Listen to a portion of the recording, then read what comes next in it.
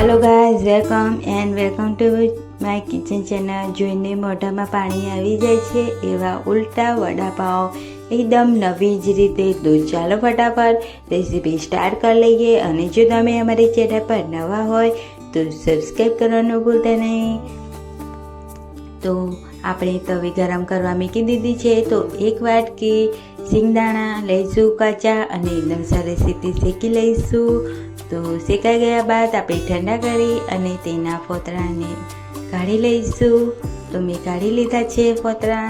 તો મિક્સર જારમાં એડ કરીશું, 1 ચમચી જીરું એડ કરી અને એકદમ અધકચરું આપણે પીસી લઈશું।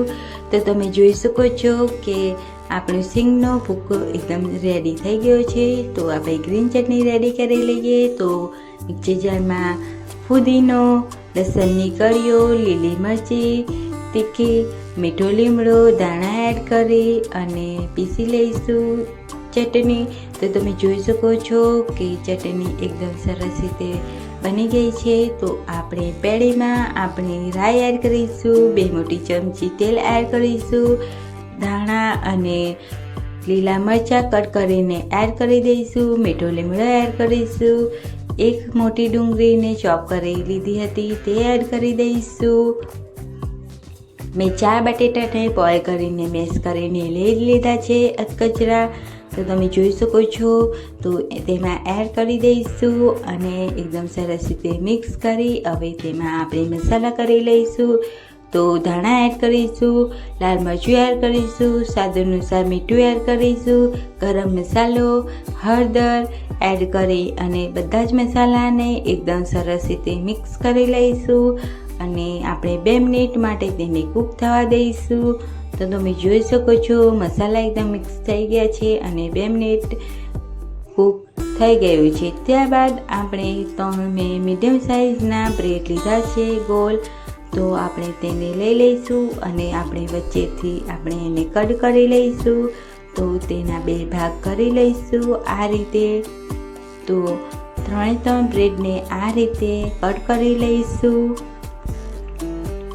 તો મેં બ્રેડ 2 સાઈડથી કટ કરી દીધા છે। હવે આપણે તેમાં ગ્રીન ચટણીને એડ કરીશું, આ રીતે લગાવી લઈશું। તો જો તમને તીખાશ વધારે ગમતી હોય તો તમે ગ્રીન ચટણી વધારે લગાવી શકો છો। તો હું ગ્રીન ચટણી લગાવી દીધી। ત્યારબાદ આપણે તેમાં ટમેટો કેચઅપ એડ કરીશું। તો 1 ચમચી ટમેટો કેચઅપ એડ કરીશું। હવે આપણે તેમાં આપણે ચાટ મસાલો છાંટીશું।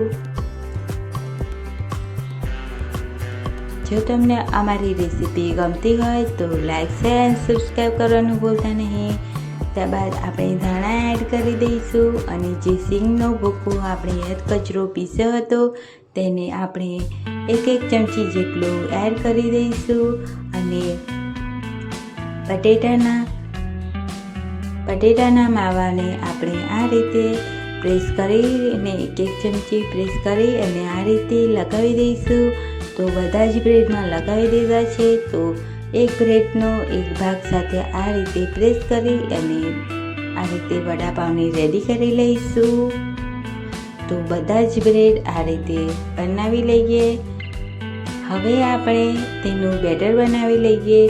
તો એક બાઉલમાં મેં 1.5 વાટકી ચણાનો લોટ લીધો છે। તેમાં આપણે અડધી ચમચી હળદર, અડધી ચમચી આમચૂર પાવડર, અડધી ચમચી સ્વાદ અનુસાર મીઠું, અડધી ચમચી લાલ મરચું મિક્સ કરીશું। થોડુંક પાણી એડ કરી અને બેટરને એકદમ સરસ રીતે મિક્સ કરી લઈશું। હું પાતળું જ બેટર રાખવાની છું। જો તમારે જાડું બેટર રાખવું હોય તો તમે વધારે ચણાનો લોટ લઈ શકો છો। હું ઓછો વાપરીશ કેમ કે એકદમ ઉપરથી આપણા જે ક્રિસ્પી વડાપાઉં બનાવવાના છે તે ઉપરથી એકદમ ક્રિસ્પી બનશે। તો ચાલો ફટાફટ આપણે સ્ટાર્ટ કરી લઈએ। તો તમે જોઈ શકો છો કે આપણું બેટર એકદમ રેડી થઈ ગયું છે।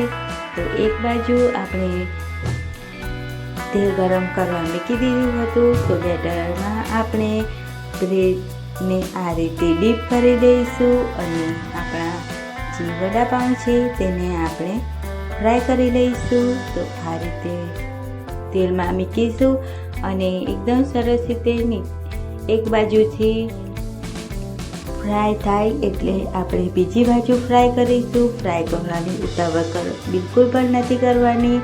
સરસ રીતે ફ્રાય થાય ત્યારબાદ જ તેને ફેરવવાનું છે. તો તમે જોઈ શકો છો કે ઉપરથી એકદમ ક્રિસ્પી જોવા દેખાઈ રહ્યા છે. તો આ રીતે હું એકદમ સરસ રીતે તેને 2 મિનિટ માટે કૂક થવા દઈશ. ત્યારબાદ આપણે તેને કાઢી લઈશું વડાપાઉંને. તો તમે જોઈ શકો છો કે એકદમ સરસ રીતે કૂક થઈ ગયું છે. હવે આપણે બીજા વડાપાઉંને પણ આ રીતે ફ્રાય કરી લઈશું. જોઈને જ એકદમ મોઢામાં પાણી આવી જાય છે ને. તો જરૂરથી અમારી વિડીયો જો તમને પસંદ આવતી હોય તો લાઈક શેર સબસ્ક્રાઈબ કરવાનું ભૂલતા નહીં. તો આ રીતે મેં બે વડાપાઉંને આ રીતે ફ્રાય કરવા મૂકી દીધા છે. તો તમે જોઈ શકો છો એકદમ સરસ રીતે ફ્રાય થઈ રહ્યા છે. તો ઉપરથી એકદમ ક્રિસ્પી એવા બનીને રેડી થઈ ગયા છે. તો ચાલો ફટાફટ આપણે તેને કાઢી લઈએ. આમાં ઓઇલ પણ બહુ લાગતું નથી, હાથમાં પણ એટલું લાગતું નથી ઓઇલ. એકદમ સરસ અને ડ્રાય એવા આપણા વડાપાઉં બને છે. તો જરૂરથી એક વખત ટ્રાય કરજો ફ્રેન્ડ્સ. તો આપણા વડાપાઉં રેડી થઈ ગયા છે. તો હું તમને કટ કરીને બતાવી દઉં. તમે જોઈ શકો છો કે ઉપરથી એકદમ ક્રિસ્પી એવા બનીને રેડી થયા છે. અંદરથી એકદમ સરસ રીતે આપણા મસાલા દેખાઈ રહ્યા છે. તો જરૂરથી એક વખત ટ્રાય કરજો અને કહેજો કે કેવી લાગી આ રેસીપી. તો આવા જ વિડીયો જોવા માટે અમારી ચેનલને સબસ્ક્રાઈબ કરવાનું ભૂલતા નહીં. આવા જ વિડીયો જોવા માટે મળીએ બીજા વિડીયોમાં. ત્યાં સુધી બધાને બાય બાય.